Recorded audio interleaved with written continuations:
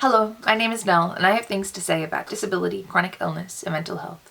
I have lived with all of these things for many, many years in a variety of ways, and on this channel, in my videos, I talk about these things as heartbreaking as they can be, partly to reach out to other people who are also carrying these heavy burdens and to let them know that they are not walking this journey alone, but also to reach out to people who are not walking this journey, may never walk this journey, and to hopefully give them a window into the lives of those of us who are.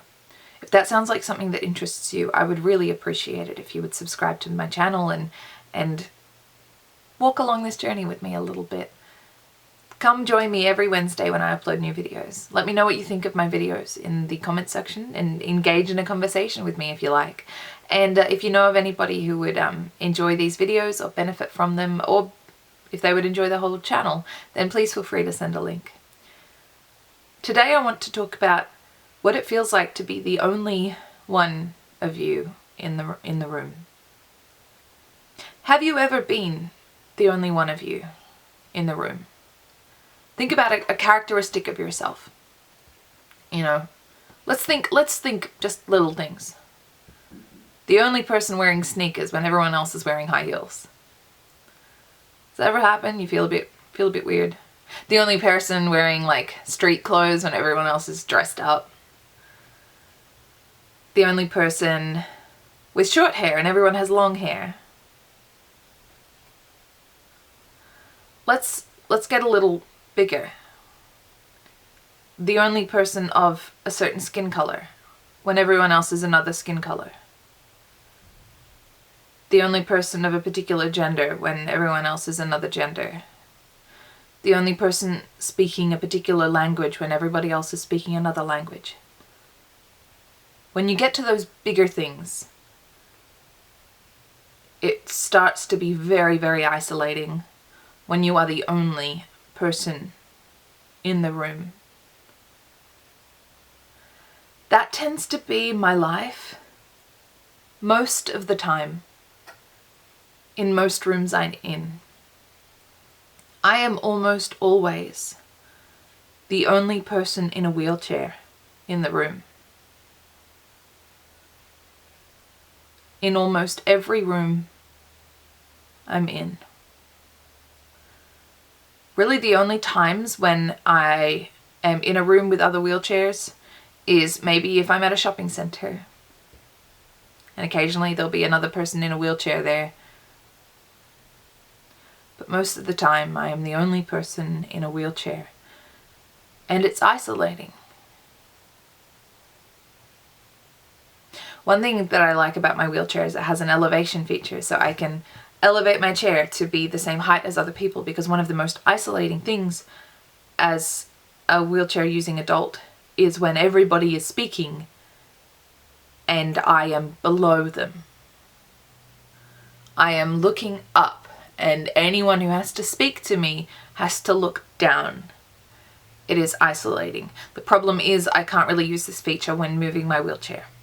So if I'm in a group of people walking down the street, I am lower than everybody else.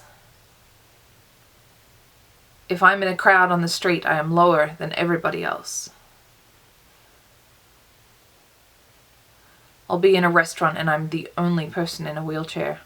I'll be in a library and I'm the only person in a wheelchair. I'll be in a museum and I'm the only person in a wheelchair. It's a bizarre feeling. It's an isolating feeling when you are the only one of your kind.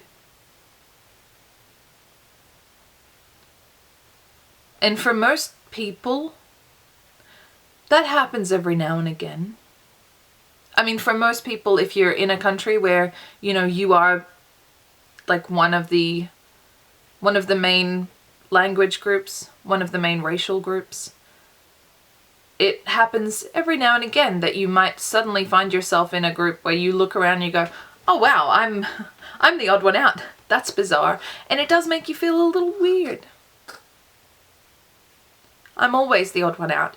And when I was younger, I didn't particularly like being the odd one out. I was bullied a bit in school, and I didn't like being the odd one out who had glasses, and I didn't like being the odd one out who was smaller than everybody else.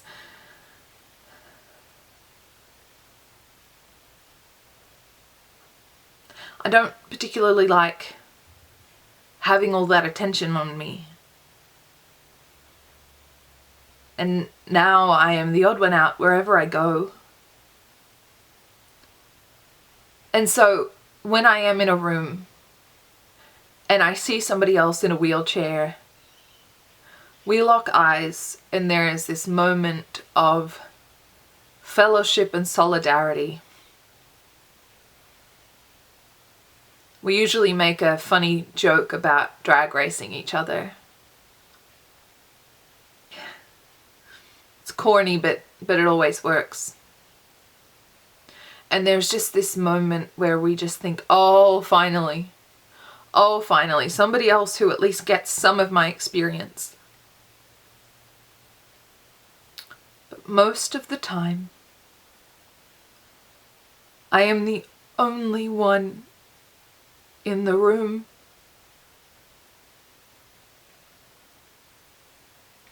I guess I should be glad that there's not more of me. Because I wouldn't want to see more young people that can't walk. I want to see everybody walking, because walking is wonderful and I miss it a lot. But it is very isolating. That's all for this one. Bless.